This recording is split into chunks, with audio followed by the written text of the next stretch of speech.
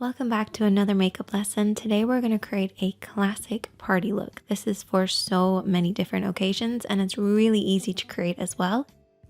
Let's get started. So as with every look that we create, we always want to start off with a clean base, and to do that you want to use a primer. So you can either mix your primer with your concealer or you can use a tinted primer. This one by Urban Decay, it's a classic. It's one of my absolute favorites. It's my kind of go-to. Basically all you want to do is just apply this all over the lid.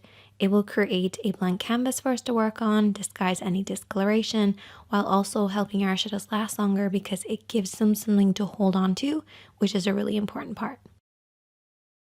Now let's recap on parts of the eye because I always get asked about this. So I like to split the eye into 3 sections. The lid, the crease area, this is where the lid creases into the eye shape, and then the brow bone, which is technically not the brow bone, it's just underneath the brows. I then like to split the lid into 3 sections as well. So we have an inner, a middle, and an outer. And then you have your 3 liner areas. So we have your waterline, which is the lower part that you can see. We have the tight line or the upper waterline, which is underneath. And then we also have your lash line, which is that line across right by your lashes. And these are the kind of main areas that you apply liner. To create any eye makeup look, I usually use about 4 different eyeshadows. A highlight, a contour, and a mid-tone. Your mid-tone is basically in between your light and your dark. And then I also have a fade shade.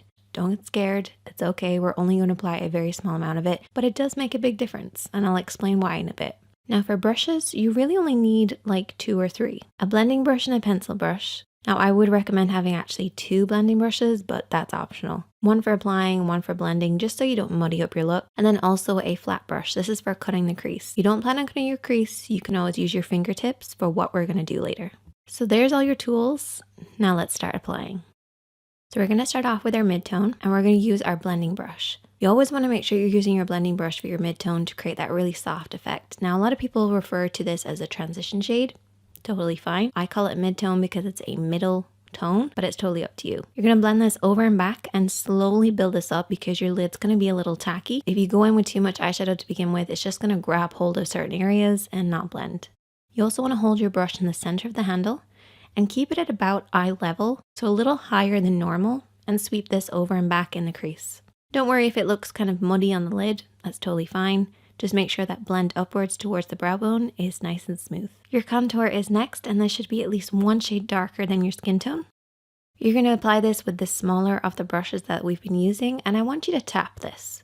So literally hold the brush right in the center to get maximum control and just tap this on that outer edge. So the outer third of the lid.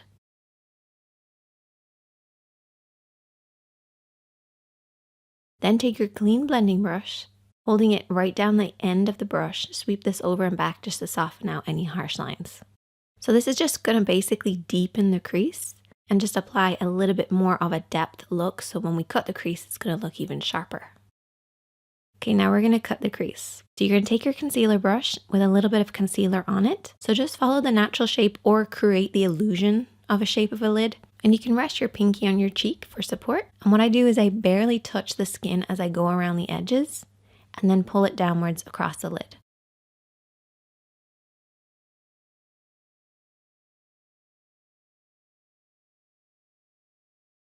We're going to move on to now applying our highlighter using that same brush, and we're going to go over everything that we've already cut. So you're basically going to create kind of a sharper effect, a brighter effect, and your highlighter is going to go on much nicer. So now we have a divide between that inner corner and the outer corner. So what we want to do is to create a fade. So we're going to use our fade shade. Take it on a blending brush and just apply this right where the 2 of them meet, and you can also blend this into the crease as well. At least that's my take on a fade shade. I don't think anybody else knows what it is, except for me and you guys, but it's awesome.